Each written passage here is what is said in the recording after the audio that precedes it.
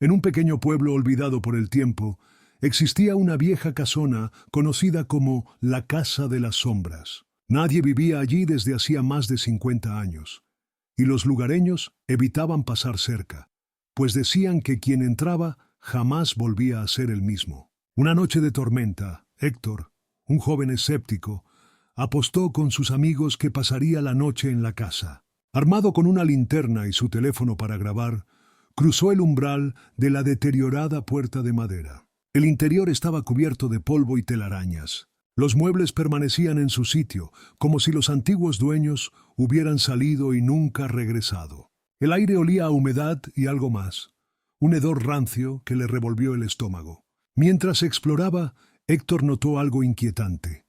Cada vez que apuntaba la linterna hacia un rincón oscuro, parecía que sombras se movían a su alrededor, aunque no había nadie más allí. Al principio, lo atribuyó a su imaginación, hasta que su teléfono, que grababa todo, se apagó de golpe. De repente, un murmullo llenó la habitación. Susurros, incomprensibles pero cada vez más cercanos. Héctor sintió un escalofrío recorrer su espalda y giró hacia la puerta para salir. Pero entonces algo lo detuvo en seco. La puerta estaba cerrada. Él no la había cerrado. El murmullo creció hasta convertirse en risas deformadas, y las sombras comenzaron a moverse más rápido, danzando a su alrededor. «No debiste venir», susurró una voz justo en su oído. Héctor gritó y corrió hacia una ventana, golpeándola con todas sus fuerzas. El vidrio no se rompió. Algo lo agarró por la espalda y lo arrastró hacia la oscuridad. A la mañana siguiente, sus amigos fueron a buscarlo. Encontraron su linterna en el suelo y su teléfono, con la pantalla rota. Al revisarlo, solo había una grabación, una habitación vacía y una sombra que susurraba su nombre. Héctor nunca fue encontrado, pero cada vez que alguien pasa por la vieja casa, jura escuchar su voz pidiendo ayuda entre las sombras.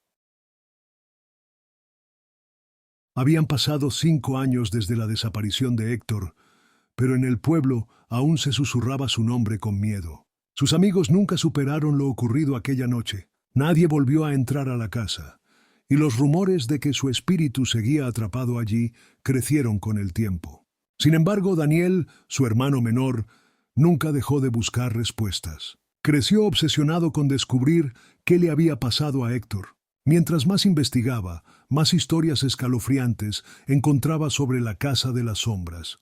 Desapariciones, muertes inexplicables y testigos que aseguraban haber visto sombras moviéndose por las ventanas en noches sin luna. Un día, Daniel tomó una decisión. Entraría a la casa y encontraría a su hermano, o lo que quedara de él. Era una noche fría cuando Daniel llegó a la casa. El viento silbaba entre los árboles y la luna apenas iluminaba la estructura en ruinas. Se armó con una linterna, una cámara y una cuerda para no perderse. Al cruzar la puerta, un escalofrío helado recorrió su cuerpo. Todo estaba igual que la última vez que Héctor estuvo allí. El polvo cubría los muebles, las cortinas raídas se movían con la brisa y un silencio sepulcral lo envolvía. Avanzó por el pasillo, revisando cada habitación. No había nada, hasta que llegó a la sala principal. Sobre la chimenea había un espejo grande y polvoriento, y allí, en el reflejo, vio una figura inmóvil. Su corazón se detuvo por un segundo. Era Héctor. Su piel estaba pálida, sus ojos hundidos, y su expresión era de puro terror. Movió los labios sin hacer sonido, pero Daniel entendió claramente lo que decía. «Corre». Antes de que pudiera reaccionar, la puerta detrás de él se cerró de golpe. La linterna comenzó a parpadear. Un susurro llenó la habitación. «Te estaba esperando». Las sombras en las esquinas empezaron a moverse, serpenteando hacia Daniel como si tuvieran vida propia. Trató de abrir la puerta, pero estaba atorada. El aire se volvió denso, como si una fuerza invisible lo rodeara. Volvió la vista al espejo y vio que Héctor no estaba solo.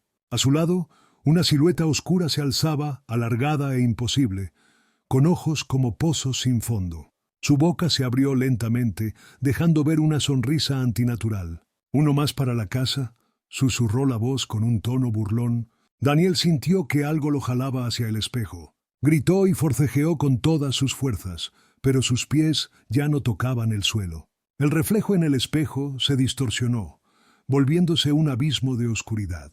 Las sombras lo arrastraban adentro. En el último instante, con un grito de desesperación, Daniel rompió el espejo con un puñetazo.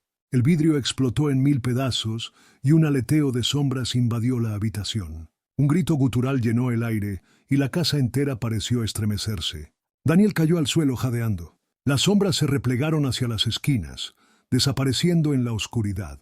Se arrastró hasta la puerta y la golpeó con todas sus fuerzas hasta que, finalmente, se abrió sola. Daniel salió corriendo de la casa, sin mirar atrás. Se detuvo hasta llegar al camino principal, con el corazón a punto de explotar. Miró su mano ensangrentada y notó algo entre sus dedos.